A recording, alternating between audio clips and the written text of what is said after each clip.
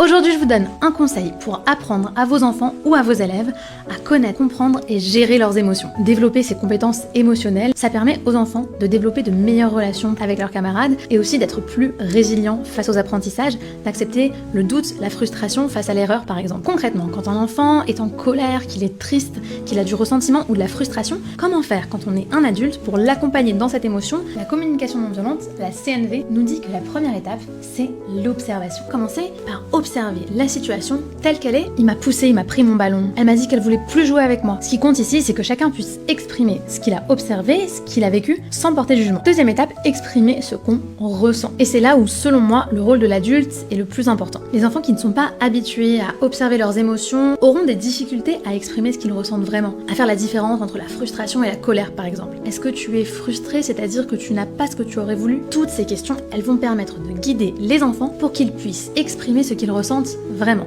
Et souvent, une fois qu'on a fait ça, ça va déjà beaucoup mieux. La troisième étape aussi est assez cruciale. C'est à ce moment-là que les enfants vont pouvoir exprimer leurs besoins. De quoi as-tu besoin pour te sentir mieux? On rentre alors dans la quatrième et dernière étape, la demande. L'enfant exprime une demande claire, concrète et réalisable. Je voudrais que la personne qui m'a fait de la peine s'excuse et s'engage à ne pas recommencer. C'est un excellent moment pour introduire le principe de réparation. Nous allons accompagner les enfants pour trouver une réparation à la hauteur du dommage qui a été causé. Depuis que j'ai découvert la CNV il y a plusieurs années en lisant ce livre qui est formidable, je l'utilise au quotidien. Je suis curieuse de savoir si vous utilisez vous aussi la CNV avec vos enfants ou avec vos élèves. N'hésitez pas à me le dire en commentaire. À bientôt!